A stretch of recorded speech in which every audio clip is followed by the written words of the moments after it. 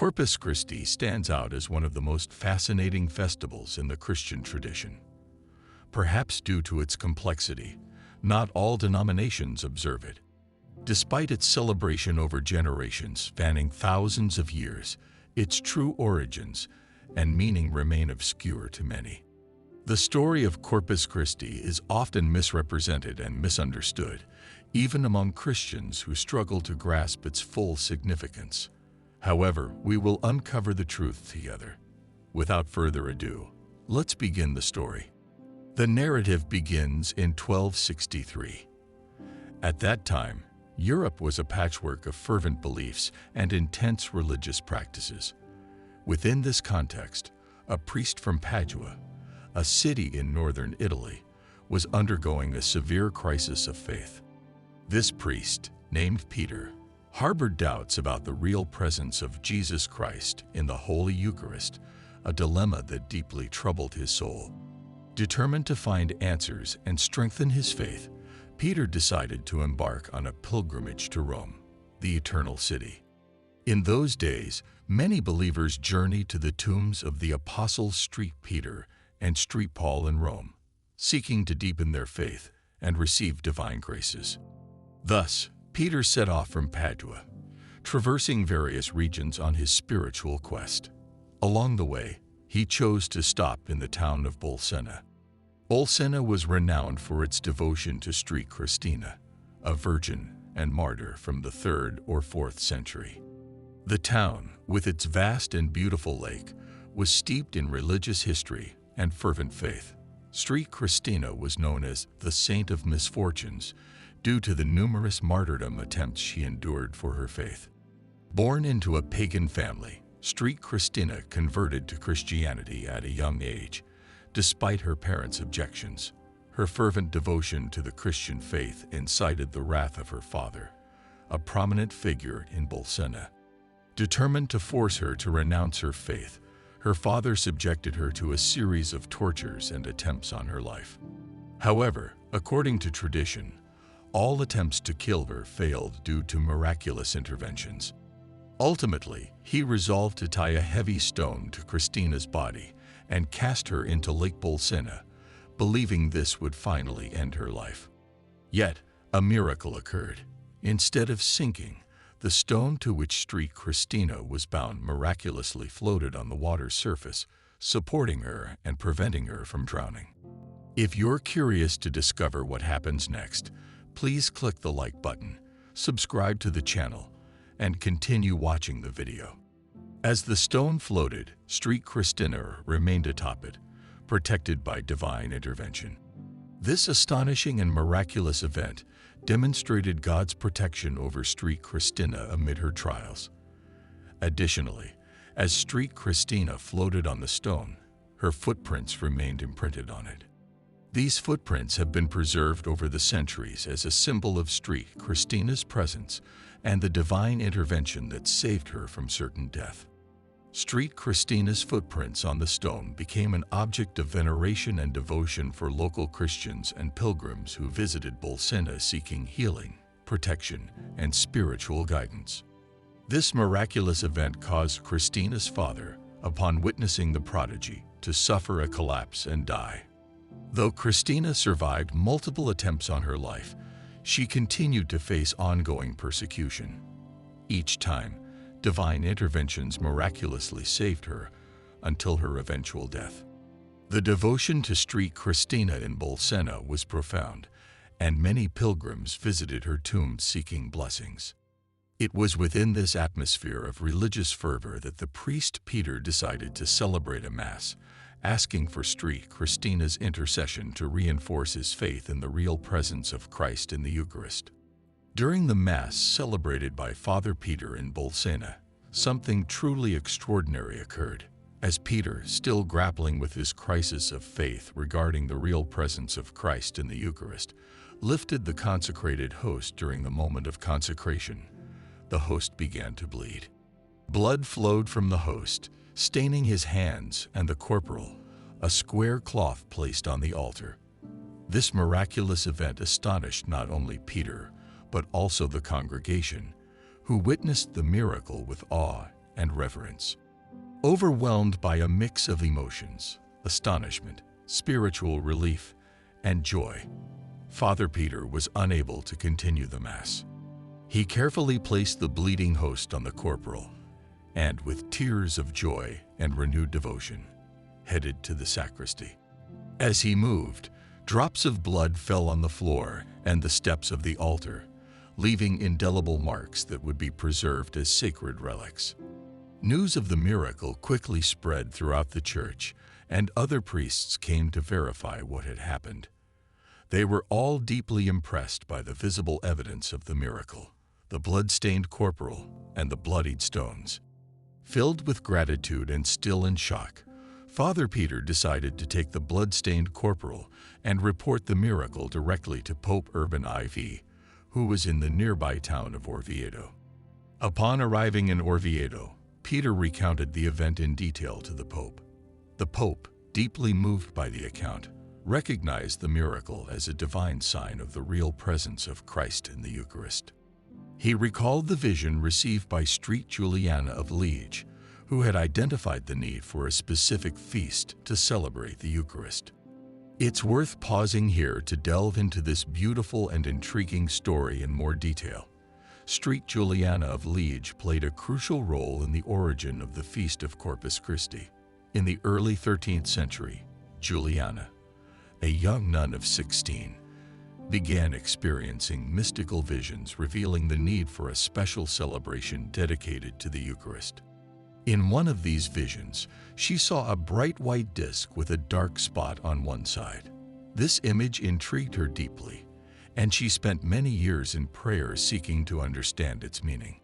After a period of spiritual discernment, Juliana finally understood that the white disc represented the Church and its devotion to the Eucharist, while the dark spot symbolized the absence of a specific feast that adequately honored the Blessed Sacrament.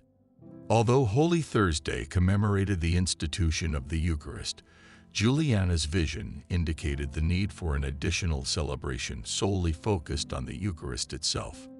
This feast was also associated with the sorrow of Christ's Passion. Juliana realized that Jesus desired a joyful and solemn feast dedicated exclusively to the glory of the Eucharist. Reluctant to reveal her visions, Juliana hesitated for 20 years until she finally found the courage to share her experience with a trusted priest named Jacques Pantalon. He firmly believed in the authenticity of Juliana's visions and encouraged her to spread her message.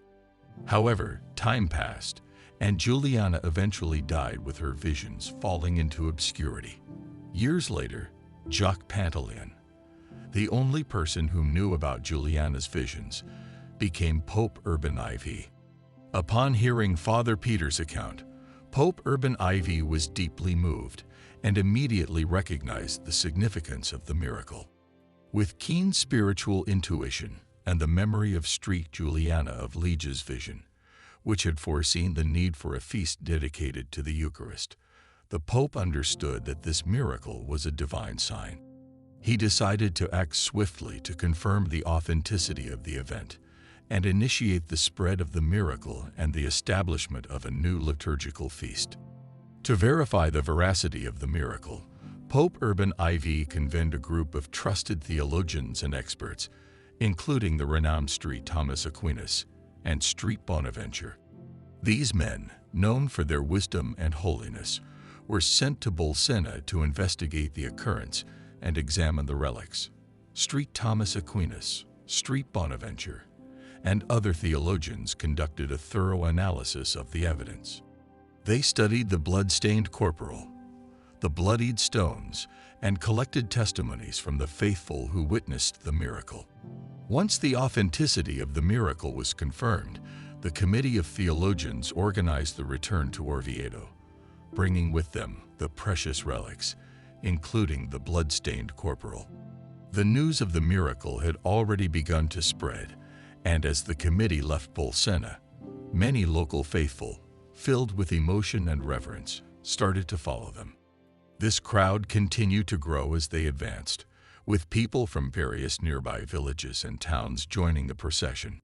As the procession neared Orvieto, Pope Urban IV, informed of the successful verification and the approach of the miraculous relics, decided to go out to meet them. Accompanied by clergy and church dignitaries, the Pope descended from his ceremonial vehicle as they approached the bridge where the theologians and the procession of faithful were arriving.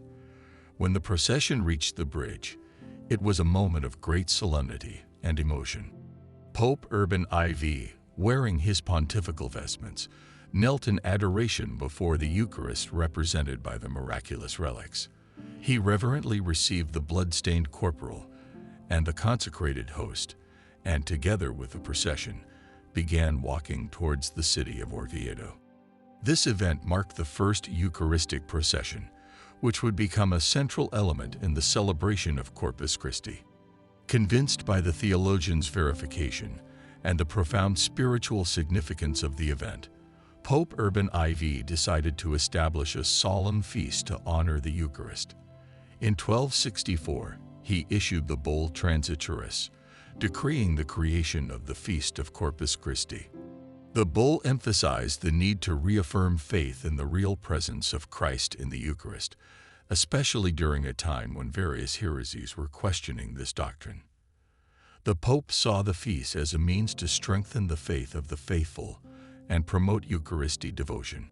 He also highlighted the role of Eucharistic miracles, such as the one at Bolsena, as divine signs confirming the truth of Christ's presence in the consecrated bread and wine. Following the decree of the feast, Pope Urban IV took steps to ensure that the new celebration would be marked by a rich and deeply spiritual liturgy.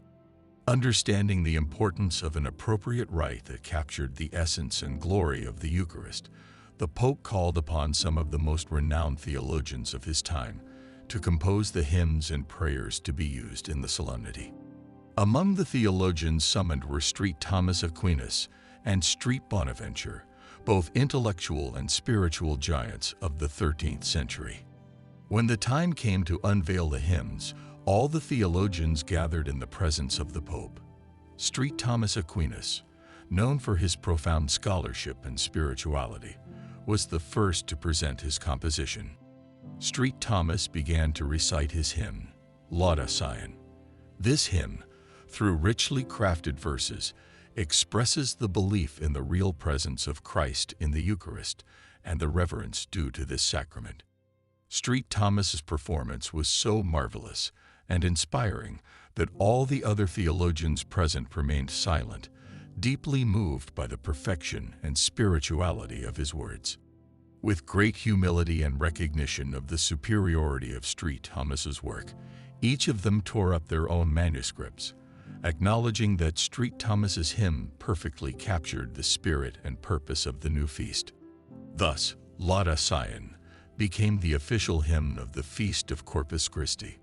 This event not only highlighted the extraordinary theological and poetic skill of St. Thomas Aquinas, but also underscored the unity and humility among the greatest theologians of the Church in recognizing the most suitable work to glorify the Eucharist. The first celebration of the Feast of Corpus Christi, instituted by Pope Urban IV, marked a moment of profound devotion and joy in the Church. The festivity was meticulously planned to emphasize the importance of the Eucharist and reinforce faith in the real presence of Christ in the Blessed Sacrament. The inaugural celebration of Corpus Christi featured a solemn Eucharistic procession, an event that would become a central tradition of the feast. During this procession, the Blessed Sacrament was carried through the streets in a monstrance, allowing the faithful to worship and honor the presence of Christ in the Eucharist. The city of Orvieto, where Pope Urban IV was temporarily residing, became the epicenter of this celebration. The importance of Orvieto in the history of Corpus Christi was highlighted by the construction of a magnificent cathedral designed to house and preserve the blood-stained corporal, the main relic of the Bolsena miracle. The Cathedral of Orvieto, known as the Duomo de Orvieto, began construction in 1290, a few years after the institution of the feast. This cathedral is a masterpiece of Italian Gothic architecture, boasting a richly decorated facade and impressive interiors. The first celebration of Corpus Christi and the construction of the Cathedral of Orvieto are intertwined events that established a lasting legacy of Eucharistic devotion. They commemorate the Bolsena miracle and the vision of St. Juliana of Liège, continuing to inspire and strengthen the faith of many Christians by reaffirming the centrality of the Eucharist in the life of the Church and the spirituality of the faithful. It is worth noting that some religious groups may choose not to believe in or observe the Corpus Christi holiday for various reasons. Some have their own beliefs and religious practices that do not include the celebration of the Eucharist, or they may prefer not to venerate the host and wine as the body and blood of Christ. Additionally, there may be theological and interpretative differences regarding the nature of the Eucharist and its scriptural foundations. However, it is important to remember that regardless of religious differences, the core issue is having faith in God and practicing principles of love, compassion, and mutual respect. Respect for religious diversity and the pursuit of peace and understanding among different traditions are values that transcend religious boundaries and are fundamental to building a more tolerant and inclusive world. I hope you enjoyed the video. Please subscribe to the channel, click the bell to activate notifications, leave a like, and click on one of the 2 videos that will appear to continue watching. Best regards, and God bless.